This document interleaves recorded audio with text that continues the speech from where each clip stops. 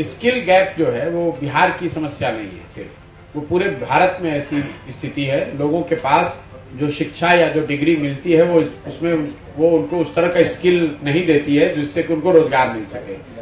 लेकिन बिहार में बेरोजगारी का वो एक मात्र पहलू नहीं है। लोगों का शिक्षित नहीं होना, स्किल्ड नहीं होना, ये एक पहलू है। बिहार में बेरोजगारी की सबसे बड़ी वजह यह है कि रोजगार के जो 3 अवसर है, 3 दरवाजे हैं जिसके जरिए आप रोजगार पा सकते हैं, वो तीनों दरवाजे बंद हैं।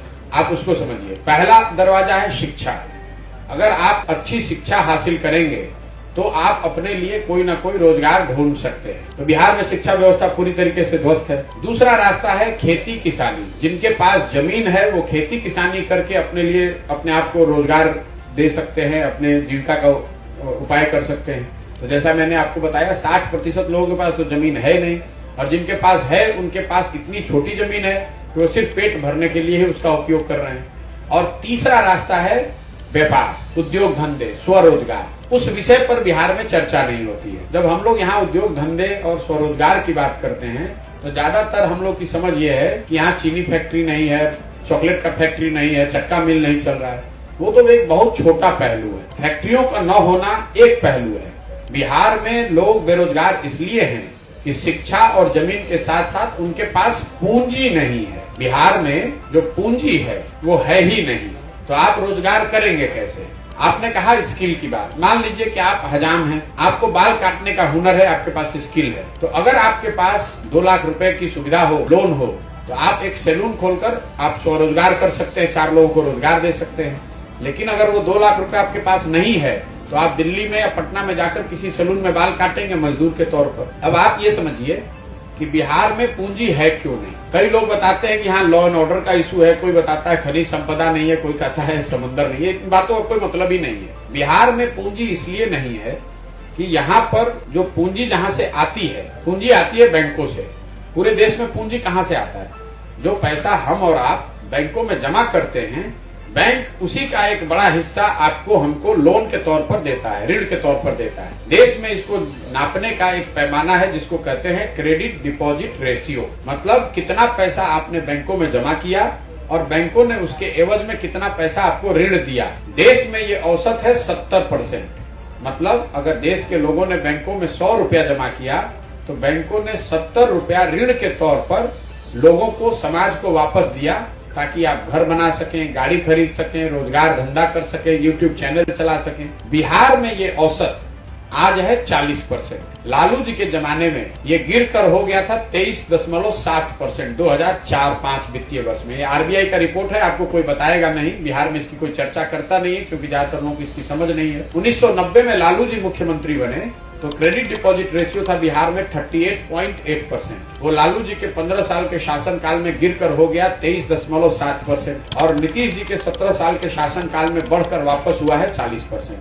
इसका खामियाजा क्या होता है आप उसको समझिए। पिछले साल बिहार में बिहार की गरीब जनता ने बैंकों में जमा किया 4,21,000 करोड़ रुपया। कुल पैसा हम लोगों ने जमा किया कितना? 4,21,000 करोड़ रुपया। तो क्रेडिट डिपॉजिट रेशियो जो 70% राष्ट्रीय औसत है, उसके हिसाब से बिहार में लोगों को स्वरोजगार के लिए, घर बनाने के लिए, गाड़ी खरीदने के लिए, उद्योग धंधों के लिए 2,80,000 करोड़ रुपया ऋण के तौर पर मिलना चाहिए था। लेकिन चूंकि क्रेडिट डिपॉजिट रेशियो है 40%, तो मिला कितना? 1,61,000 करोड़ रुपया। बाकी पैसा कहाँ गया?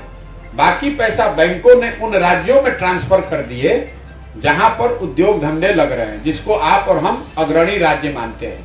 कर्नाटक में, तमिलनाडु में, गुजरात में, महाराष्ट्र में, तेलंगाना में, आंध्र प्रदेश में क्रेडिट डिपॉजिट रेशियो 90 से ज्यादा है।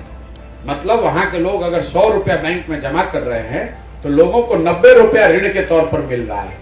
अब इसका असर क्या हुआ है बिहार में, मैं आपको वो बता देता हूँ। आप पत्रकार है, कभी कोई नेता मिल जाए तो उससे पूछिएगा। 1990 से लेकर पिछले वित्तीय वर्ष तक 2021-22 तक बिहार से बैंकों ने 26,35,000 करोड़ रुपया, 26,35,000 करोड़ रुपया बिहार के लोगों का बैंकों में जमा किया हुआ, इसको ट्रांसफर कर दिया दूसरे राज्यों में। और पिछले 32 वर्ष में बिहार सरकार का बजट भी इतना नहीं है 26 लाख करोड़ रुपया। आप जरा अंदाजा लगाइए, ये 26 लाख करोड़ रुपया अगर बिहार के लोगों को ऋण के तौर पर मिलता तो कितने लोगों ने घर बनाया होता, कितने लोगों ने गाड़ियां खरीदी होती, कितने लोगों ने अपने कृषि को उन्नत बनाया होता, कितने लोगों ने स्वरोजगार की अलग अलग प्रयास किए होते। और ये इतना बड़ा पैसा है, जब पूंजी रहेगी नहीं तो आपको रोजगार मिलेगा कैसे। तो बिहार में अगर बेरोजगारी को खत्म करना है तो सबसे पहले क्रेडिट डिपॉजिट रेशियो को 70 राष्ट्रीय औसत के बराबर या उससे बेहतर करने की जरूरत है।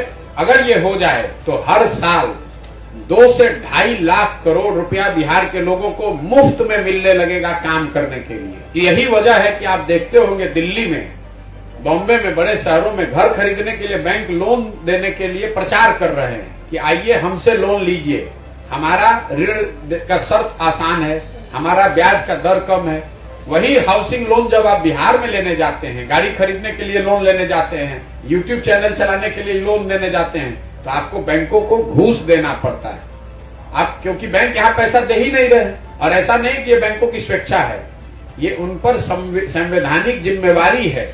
मुख्यमंत्री की अध्यक्षता में ये कमिटी है जो बैंकों पर ये जिम्मेवारी देता है कि आप जिस राज्य में जितना पैसा जमा करा रहे हैं वहां कम से कम 70% पैसा ऋण के तौर पर दीजिए। लेकिन जैसे बिहार की दूसरी सारी व्यवस्थाएं ध्वस्त हैं, वैसे ही ये व्यवस्था भी ध्वस्त है। मुख्यमंत्री ऑन रिकॉर्ड हर साल ये बैठक भी करते हैं, वहां पर बैंकों के अधिकारियों से आग्रह भी करते हैं कि भैया इसको बढ़ाइए। लेकिन जैसे दूसरे विभाग वाले नहीं सुन रहे, वैसे बैंक वाले भी उनकी बात नहीं सुन रहे हैं। तो अगर बिहार में गरीबी और बेरोजगारी दूर करना है तो सबसे पहला उपाय है क्रेडिट डिपॉजिट रेशियो को सुधारा जाए, ताकि बिहार के लोगों को लाख, 1.5 लाख, 2 लाख रुपया अलग से पूंजी के तौर पर मिले।